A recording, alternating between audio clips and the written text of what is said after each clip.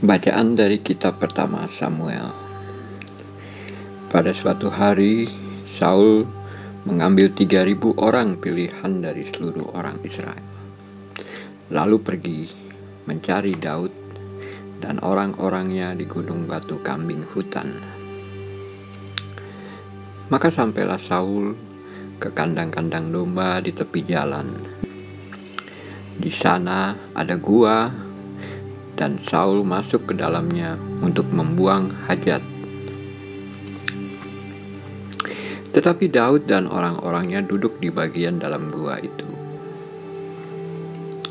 Lalu berkatalah orang-orang itu kepada Daud, "Telah tiba hari yang dikatakan Tuhan kepadamu. Sesungguhnya, aku menyerahkan musuhmu ke dalam tanganmu. Maka perbuatlah kepadanya apa yang kau pandang baik." Maka Daud bangun, lalu memotong puncak jubah Saul dengan diam-diam. Kemudian berdebar-debarlah hati Daud karena ia telah memotong puncak Saul.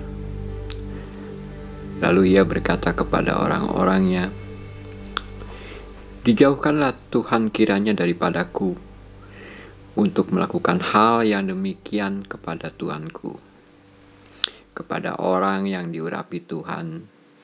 Dijauhkanlah aku dari menjamah dia, sebab dialah orang yang diurapi Tuhan."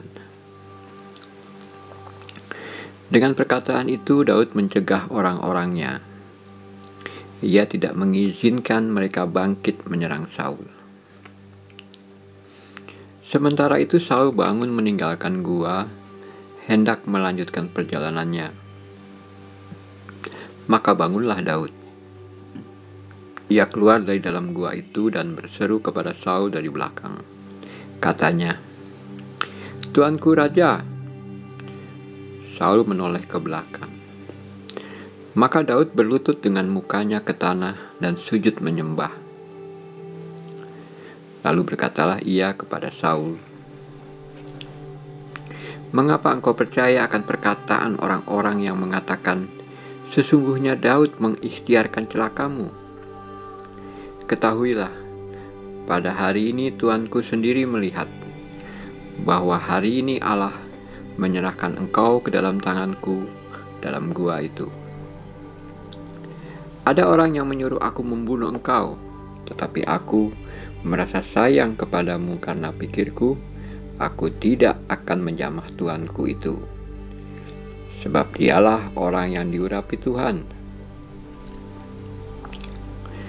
Lihatlah ini Bapakku, lihatlah punca jubahmu dalam tanganku.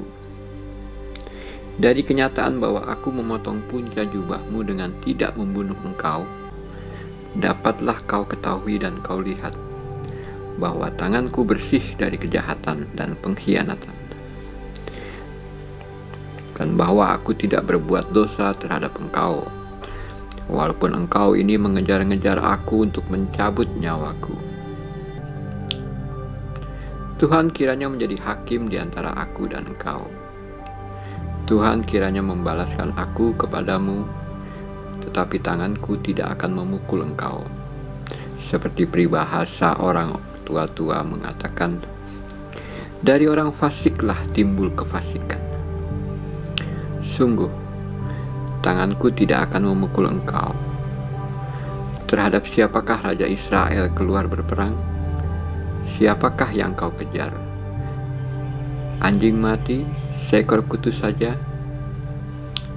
Sebab itu Tuhan kiranya menjadi hakim yang memutuskan perkara kita. Kiranya Dia memperhatikan dan memperjuangkan perkaraku. Kiranya Ia memberi keadilan kepadaku dengan melepaskan aku dari tanganmu. Setelah Daud selesai menyampaikan perkataan itu, berkatalah Saul, "Suaramukah itu, ya anakku Daud?" Sesudah itu dengan suara nyaring menangislah Saul. Katanya kepada Daud, "Engkau lebih besar daripada aku, sebab engkau telah melakukan yang baik kepadaku, padahal aku melakukan yang jahat kepadamu." Telah kau tunjukkan pada hari ini betapa engkau telah melakukan yang baik kepadaku. Walaupun Tuhan telah menyerahkan aku ke dalam tangan-Mu, engkau tidak membunuh aku. Apabila seseorang menangkap musuh, masakan dilepaskannya dia pergi dengan selamat?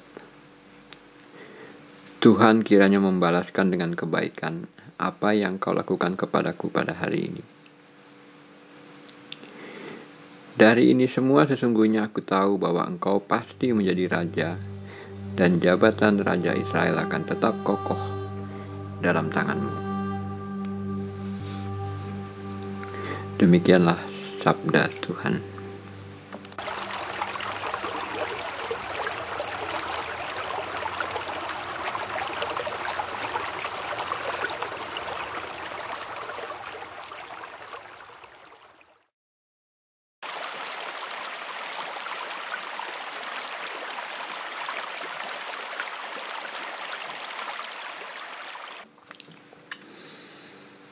Inilah Injil suci menurut Markus. Pada suatu hari Yesus naik ke atas bukit. Ia memanggil orang-orang yang dikehendakinya dan mereka pun datang kepadanya. Ia menetapkan 12 rasul untuk menyertai dia, untuk diutusnya memberitakan Injil dan untuk menerima dari dia kuasa mengusir setan. Ke-12 orang yang ditetapkannya itu ialah Simon yang diberinya nama Petrus, Yakobus anak Zebedeus, dan Yohanes saudaranya. Yang keduanya ia diberi nama Boanerges yang berarti anak-anak guru. Selanjutnya ada Andreas, Filipus, Bartolomeus, Matius, Thomas, Yakobus anak Alfeus, Tadeus, Simon orang Zelot, dan Yudas Iskariot yang mengkhianati dia.